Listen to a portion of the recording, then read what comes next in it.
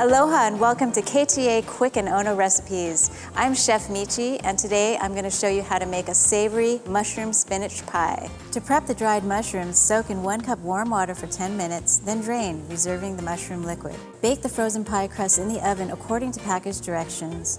Heat a large skillet on medium heat, add olive oil, then the diced onions, and saute until onions are soft and translucent.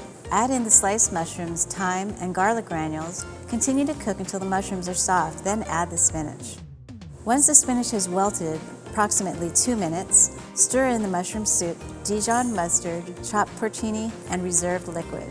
Continue cooking until any excess liquid is cooked off. Season the mushroom spinach mixture with garlic, salt, and pepper, and scoop into the cooked pie crust. Smooth the mashed potatoes over the top and sprinkle with the parmesan. Bake for 10 minutes.